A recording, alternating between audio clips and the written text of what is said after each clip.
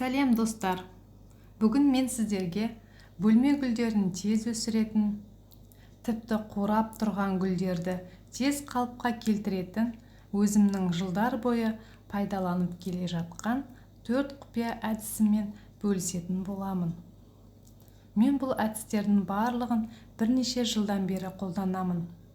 Тіпті кішкене атроскаларды сатып алып, осы әдістерді пайдаланып, тез арада өсіріп, гүл сатумен де айналысқанмын. Каналыма тіркеліп, лайк басып, комментарий жазып, видеоны соңына дейін қараңыз.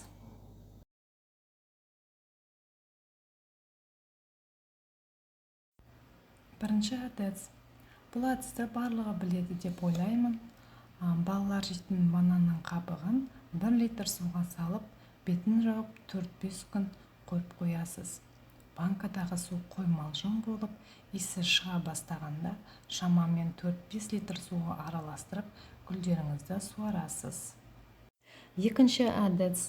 1 литр жылы суға көз мөлшерімен шамамен 1 шай қасық ашытқыны саламыз. Оны жақсылап араластырамыз. Содан кейін 1 шай қасық құмшекер саламыз. Оны да жақсылап араластырамыз. Содан кейін 1 шай қасық тұз саламыз.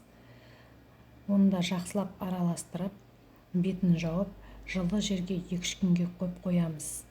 2-3 күннен кейін осы суды 5 литр суға араластырып, гүлдеріңізді суарасыз. Үшінші әдіс. 1 литр банкіге жұмыртқаны салып, сары уызы езілгенше жақсылап араластырамыз. Содан кейін жылы су құйып, оны жылы жерге қойып қоямыз.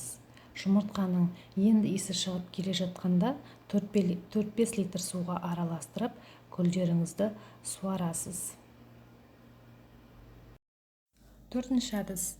Ашық шараларды дезинфекциялауға арналған перекис водороданы 1 литр суға 2 шай қасық араластырамыз.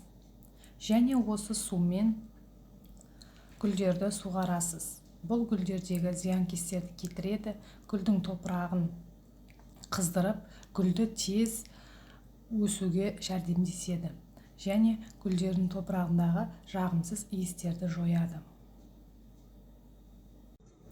Достар, жұмыртқамен және ашытқымен жасалатын әдістермен гүлдеріңізді суарғанда үйден жағымсыз иіс шығуы мүмкін.